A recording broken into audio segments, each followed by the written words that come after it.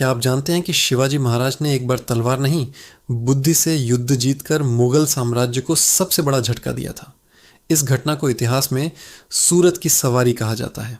घटना का समय जनवरी 1654। स्थान सूरत, मुगल साम्राज्य का सबसे समृद्ध व्यापारिक नगर। सूरत उस समय मुगलों की आर्थिक राजधानी था। यहाँ से व्यापार, कर और विदेशी सौदों के माध्यम से मुगल खजाना भरता था।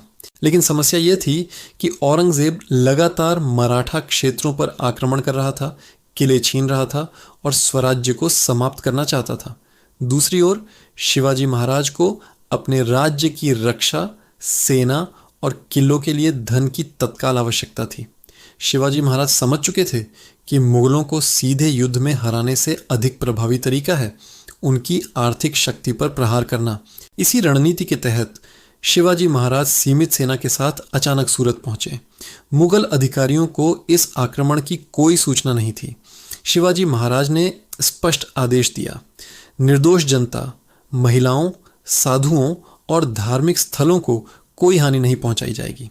इसके बाद मराठा सेना ने केवल मुगल अमीरों, व्यापारियों और सरकारी खजानों को निशाना बनाया।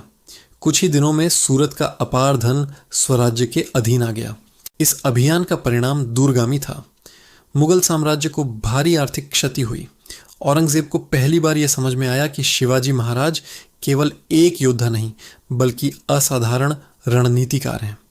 उधर इस धन से शिवाजी महाराज ने किलों की मरम्मत करवाई, सेना को संगठित किया और स्वराज्य को मजबूत आधार दिया। सूरत की सवारी कोई लूट नहीं थी।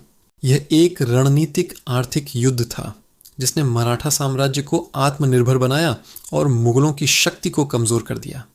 यही कारण है कि इतिहास शिवाजी महाराज को सिर्फ तलवार का धनी नहीं बल्कि युद्ध, नीति और अर्थशास्त्र का महान ज्ञाता मानता है। अगर आपको शिवाजी महाराज की यह यथार्थ और प्रेरक कहानी पसंद आई हो तो कमेंट में ज़रूर लिखें, जय भवानी, जय शिवाजी। और सुनते रहिए स्वराज्य की ऐसी ही सच्ची गाथाएं।